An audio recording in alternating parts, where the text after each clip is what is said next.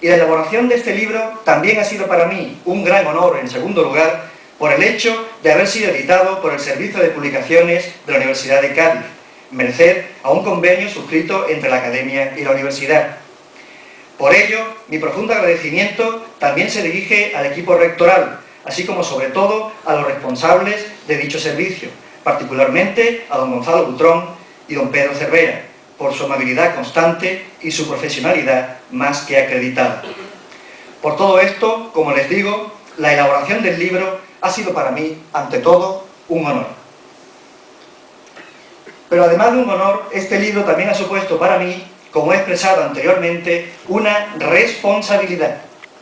Una responsabilidad porque he tratado de hacer un texto de síntesis, un texto divulgativo y un texto provisional, con la única finalidad de contribuir a que se conozca mejor la historia de la ciudad de San Fernando a través de la historia de su edificio más antiguo. El presente libro es, efectivamente, un estudio de síntesis sobre la historia completa del Castillo de San Romualdo. Una síntesis que abarca desde sus orígenes en la Baja Edad Media hasta la actualidad, realizada en un estilo institucional y documental, puramente histórico, basada en una breve monografía que publiqué hace ya 5 años y estimulada por un proyecto de posgrado universitario defendido en 2009. He querido también que esa síntesis histórica sea divulgativa, es decir, que vaya dirigida principalmente a los ciudadanos, al pueblo de San Fernando. Su objetivo es que se conozca con claridad la historia que ya existe documentada hasta ahora y de momento sobre el Castillo de San Romualdo. De ahí que lo haya procurado estructurar, escribir, ilustrar y complementar de la forma más didáctica posible. Y por supuesto, es también una síntesis histórica provisional, abierta, limitada. Sin embargo, no creo que sea una obra precipitada o intempestiva porque todavía no se sepa todo sobre la historia del castillo. Si los historiadores tuvieran que esperar a que se supiera todo de una época, de una ciudad, de una sociedad, de una institución, de un personaje o de un edificio, ninguno de ellos podría publicar nunca nada. En resumidas cuentas, el haber concebido el libro como una historia de síntesis divulgativa y provisional ha sido pues una responsabilidad. Y esta responsabilidad también conlleva asumir los defectos de este tipo de obras. En consecuencia, pido ya disculpas públicamente por los posibles fallos y errores que contenga. Así pues, decía anteriormente, la elaboración de este libro ha supuesto para mí un honor, una responsabilidad y una satisfacción. Este trabajo ha sido para mí, sí, una satisfacción. Sobre todo eso, una satisfacción. Porque he tenido la oportunidad, como apasionado historiador y como amante de mi ciudad, de investigar, estudiar, estructurar y redactar la historia de este edificio tan emblemático y con tanta presencia en la historia de la isla de San Fernando.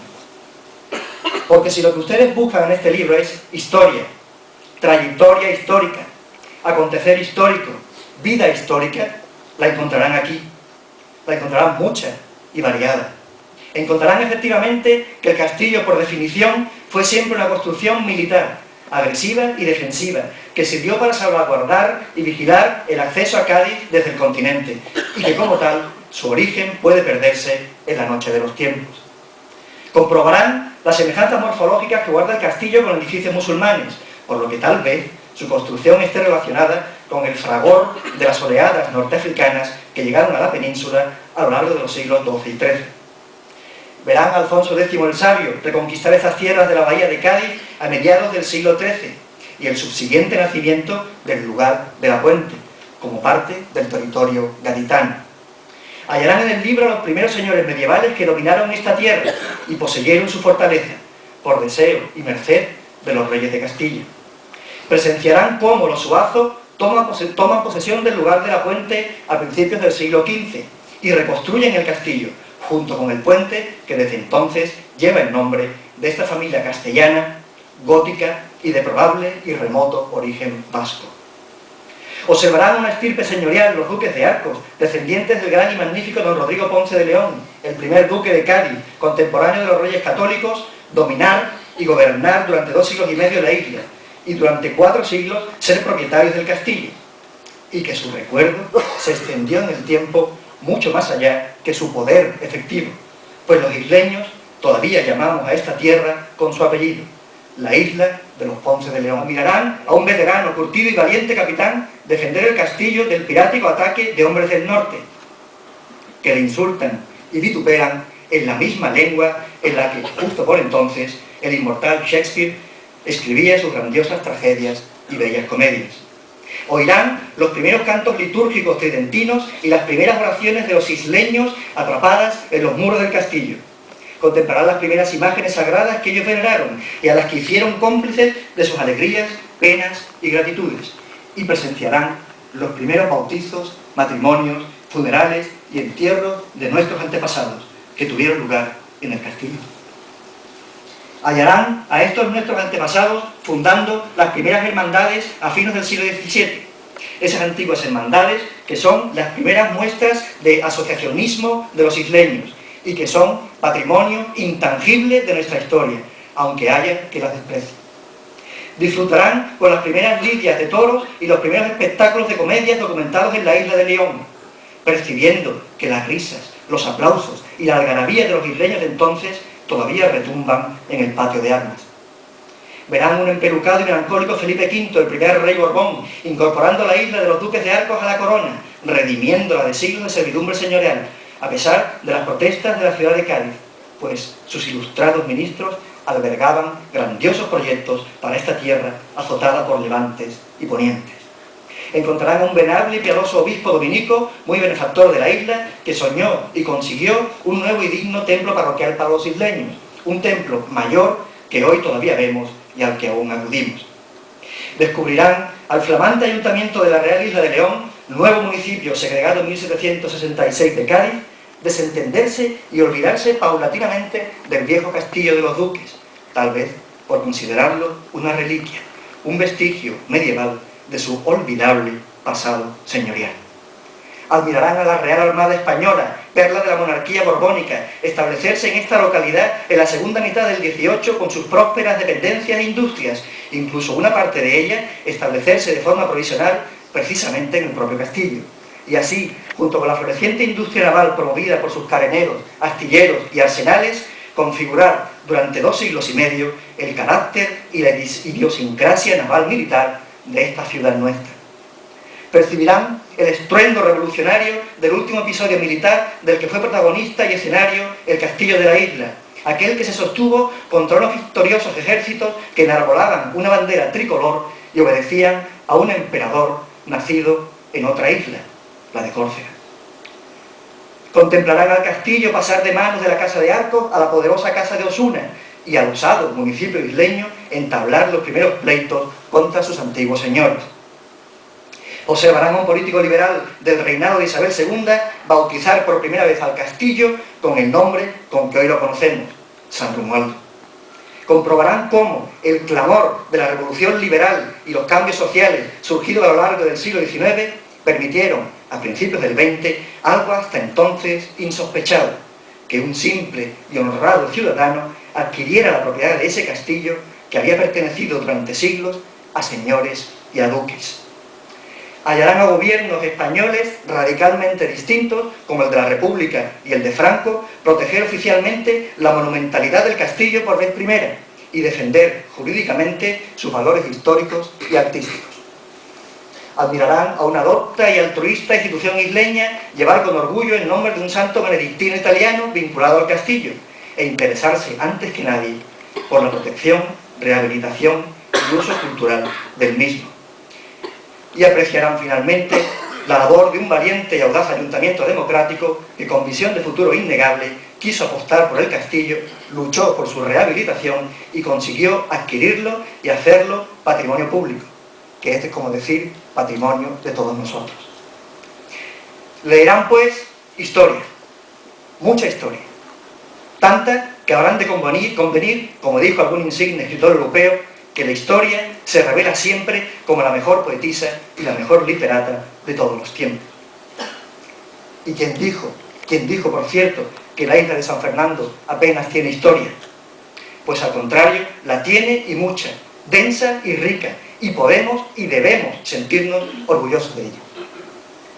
Encontrarán en este libro, en definitiva, a un castillo que tiene más de 7 siglos, que desde sus torres, atalayas y muros ha contemplado el devenir de las generaciones y generaciones de isleños que nos precedieron, de nuestros antepasados, de la sangre de nuestra sangre, de aquellos que vivieron bajo su sombra protectora o junto a su silenciosa, casi inerte presencia, mientras todo cambiaba y mudaba a su alrededor. Ciertamente emociona contemplar cualquier monumento antiguo, pero contemplar uno que ha visto pasar precisamente a nuestros antepasados durante generaciones produce un estremecimiento indescriptible. Todo ello, digo, ha sido para mí un honor, una responsabilidad y sobre todo una satisfacción hacer la historia del Castillo de San Romualdo. Un edificio, un monumento que es verdaderamente esencial para nosotros, isleños con un mínimo de sensibilidad histórica. No tanto como castillo en sí, como fortaleza antigua, ni como mole pétrea, que tiene tales o cuales características constructivas y cuyo origen puede ser más o menos debatido, más o menos remoto.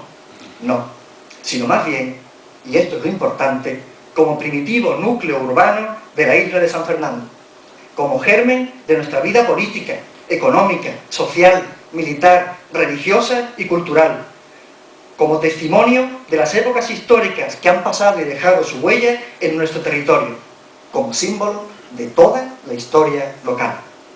Un edificio, pues, que siempre ha sido y es parte ineludible de nuestra historia. Un monumento que también es, por supuesto, parte de la historia de todos los que están aquí ahora, de todos ustedes. Y si me permiten decirlo, parte ya también de mi propia historia.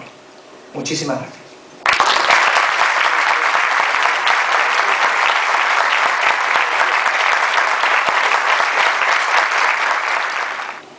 Han sido muchas las dificultades, han sido 2 años de duro trabajo, pero hoy, como digo, se cumple ese sueño, se materializa ese sueño que en su día tuvo la Academia y que hoy es una feliz realidad. Estábamos convencidos desde el primer momento que hablar de editar un libro de San Romualdo iba íntimamente relacionado con la persona que lo tenía que hacer. Es que no hubo discusión, tenía que ser don Fernando Mosa. Así se acordó, así se le encargó y así él lo aceptó. Y así ha estado 2 años trabajando. 2 años trabajando no solo en la elaboración del libro, en la investigación, en el acopio de datos, en esa redacción magnífica que ha hecho del texto, sino también coordinando con la Academia y coordinando con el Servicio de Publicaciones de la Universidad de Cádiz. O sea que su trabajo no se ha limitado solo a investigar y a escribir el libro, sino a estar pendiente cada día de su desarrollo, lo que le agradecemos infinitamente. Junto a nuestra enhorabuena por el trabajo tan estupendo que ha conseguido y por la colaboración con la Academia. Todo este trabajo realizado por el historiador se hubiera quedado archivado en la Academia. Archivado en la Academia porque a lo largo de estos 2 años han sido muchas puertas las que hemos llamado. Y utilizando, dada la proximidad de la Navidad, estamos en la antesala de la Navidad, utilizando un símil, ninguna de las posadas se nos abrió. Ninguna. A todas las que llamamos, ninguna nos abrió. Entonces, cundió en cierto modo el desánimo, porque estábamos convencidos de que la Academia no tenía a su alcance acometer la edición de un libro, y menos de un libro de las características de este. Pero la Universidad de Cádiz, primero en la persona de su rector, don Diego Sabia, y luego en el Servicio de Publicaciones, con su director, don Gonzalo Butrón, y con don Pedro Cervera también, tuvieron lo que hay que tener. Lo que hay que tener, que no es otra cosa que sensibilidad. Sensibilidad para calibrar el texto que tenían delante de ellos, la importancia que tenía ese texto, el patrimonio que iba a suponer para San Fernando contar con un libro como este que quedara ahí para la posteridad, que era otra de las intenciones de la Academia. No solo hacer a lo largo del 2010 actos efímeros, sino por lo menos 1, 2, los que pudiéramos, que tuvieran una continuidad y una permanencia en el tiempo. Y este era el caso. Y como digo, la universidad, que inmediatamente no solo se ofreció a publicar el libro, sino a establecer un convenio, firmar un convenio con la Academia de San Romualdo, nos dio todo tipo de facilidades para que este libro viera la luz.